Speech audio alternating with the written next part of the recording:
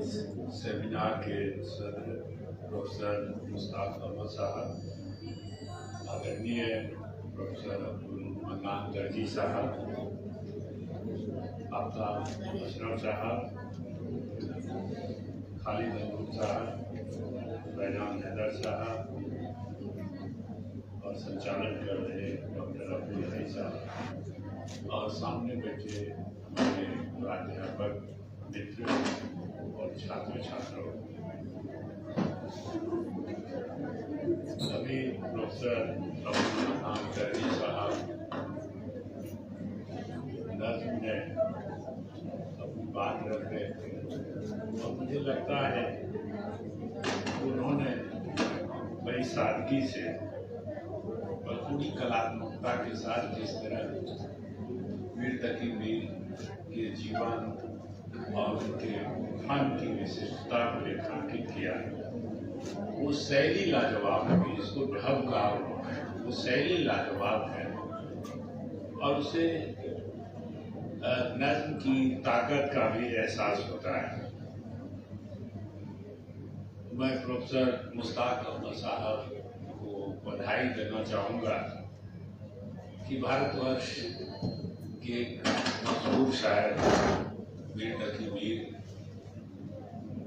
की 300वीं जयंती मनाने का ऐतिहासिक कार्य किया है, क्योंकि बिहार में मीर तकी मीर की अब तक किसी ने नोटिस नहीं ली, जबकि मीर तकी मीर जिस दर्जे के शायर हैं उनकी नोटिस ली ही जानी चाहिए थी और उसमें मुश्ताक अहमद साहब और सीएम कॉलेज दरभंगा ने अगुवाई की। यह बड़ी प्रसन्नता की बात है, क्योंकि मीर को खुदाए सुखन कहा जाता है, शायरी का खुदाए सुखन की याद न आए लोग, खासकर 300वीं जयंती के अवसर पर, यह देश का दुर्भाग्य होगा। और स्वयं मीर ने लिखा कि अब करके फरामोश तो नाशाद करोगे, पर हम जो न होंगे तो बहुत याद करोगे। और स्वयं उनको विश्वास था कि उनको याद करेंगे। इसलिए आज के इस जलसे का ऐतिहासिक महत्व है। इनके जीवन के बारे में आरंभ में अब्दुल हई साहब ने और आदरणीय प्रोफेसर मन्नान दर्जी ने भी उनकी मुखलिसी का जिक्र किया।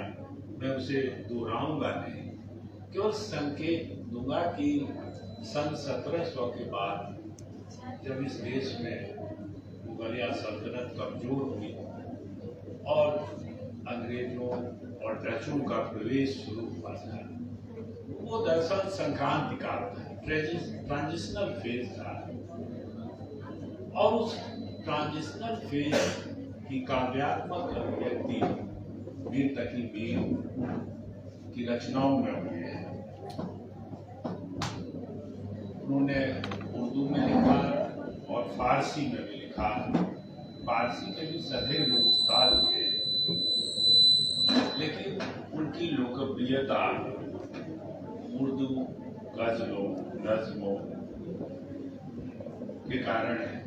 और जो कविता के विभिन्न रूप हैं, वो गजल है या कि मसनवी है या कि रुबाइयाँ है,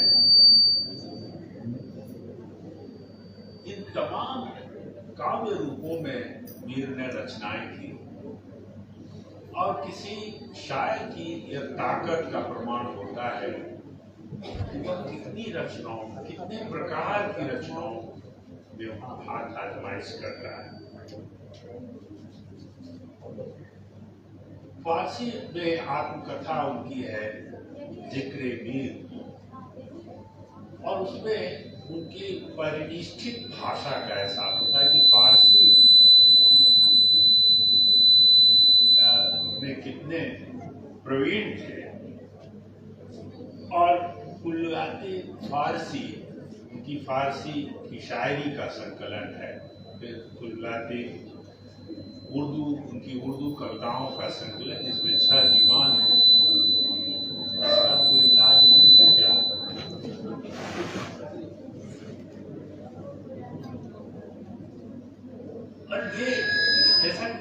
कहा कि ये मीर की अमरता का राज उनकी उर्दू रचनाएं, फारसी में वो प्रवीण थे, फारसी में जिक्र मीर या कुलियात फारसी महत्वपूर्ण रचनाएं हैं, लेकिन मेरी समझ में मीर की अमरता का राज कुलियाती उर्दू में है और उसके 6 दीवान।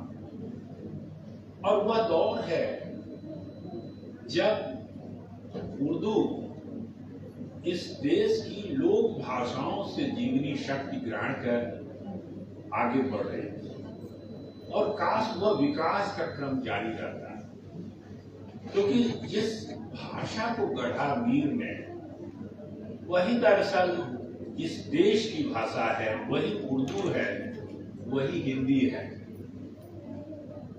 हिंदी उर्दू में वैसे भी फर्क नहीं है, केवल लिपि का फर्क है। और यह इतिहास की विडंबना है कि एक ही भाषा की 2 लिपि,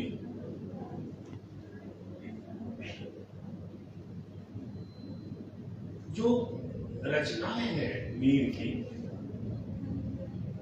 और उसके महत्व का एहसास मिर्जा गालिब को भी था, जो मीर के बाद उर्दू के सबसे महत्वपूर्ण शायर हैं। और कहा कि रेखते के तुम ही उस्ताद नहीं हो गालिब, कहते हैं अगले जमाने में कोई मीर भी था। स्वयं गालिब ने स्वीकार किया। और गालिब जो उर्दू और पूरे भारतीय साहित्य में आधुनिकता के प्रतीक है। और ये इत्तेफाक है कि मीर ने मुगलिया सल्तनत के कमजोर होते रूप को देखा, वहीं गालिब ने हिंदुस्तान की पहली आजादी और उसके बाद के दर्दनाक माहौल को देखा। इसलिए दोनों शायरों की रचनाओं में उस समय के हिंदुस्तान की धड़कन और बेचैनी व्यक्त हुई है। और उस संक्रांति काल में भी मीर ने सौंदर्य और प्रेम के गीत गाए, और वो सौंदर्य का जो प्रतिमान है वह निखारिज भारतीय है। और कहा कि नाजुकी उसके लब की क्या कहिए, पंखुड़ी एक गुलाब सी है। अब देखिए कि ये जो सौंदर्य का प्रतिमान है, उस समय हिंदी साहित्य में रीतिकाल है, और जो सौंदर्य का प्रतिमान घनानंद और पद्माकर कर रहे थे, उससे कहीं 20 होकर मीर ने सौंदर्य का प्रतिमान गढ़ा था कि नाजुकी उसके लब की क्या कहिए, पंखुड़ी एक गुलाब की सी है। और वो प्रेम की जो पीड़ा है, जिसको घनानंद के बारे में कहते हैं कि प्रेम की पीड़ के कवि, और घनानंद मीर के वरिष्ठ समकालीन है।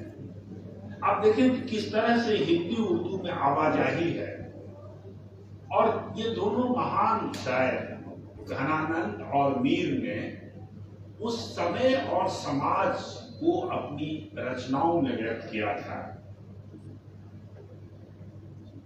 प्रेम भी किया मीर ने आगरा एक रिश्तेदार के यहाँ, और फिर उनको आगरा से निकाला भी मिला। वह प्रेम का गहरा एहसास उनके पास है। और वो कहा ना कि शेर के पर्दे में मैंने गम सुनाया है बहुत, मर्सिये ने दिल के मेरे भी रुलाया है बहुत। यह प्रेम की टीस का एहसास मीर के यहाँ है कि क्या कहूं तुमसे मैं कि क्या है इश्क, जान का रोग है बला, जान का रोग है बला है इश्क। और वो जो इश्क है, जो प्रेम है, वह उनकी शायरी के केंद्र में है कि हमको शायर न कहो मीर कि साहब हमने दर्द वो गम कितने किए, जमा तू दीवान किया है।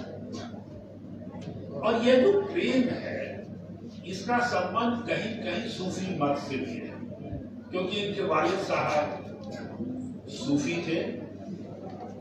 और ये सुखद आश्चर्य है कि घनानंद पर भी सूफी मत का प्रभाव था, और इसलिए इश्क हकीकी और इश्क मजाजी वो मीर की शायरी में है और उनके समकालीन घनानंद और परमाकर की कविताओं में भी है। घनानंद भी बहादुर शाह जफर के मीर मुंशी थे, क्षमा करें, बहादुर शाह रंगीला के मीर मुंशी थे। और वहां एक गायिका थी सुजान, और उसे प्रेम हो गया घनानंद को। और दरबारियों ने बादशाह से कहा कि घनानंद बहुत अच्छा गाते हैं, लेकिन घनानंद ने इनकार किया और कहा कि नहीं, जब सुजान आग्रह करेगी तब घनानंद गाएंगे।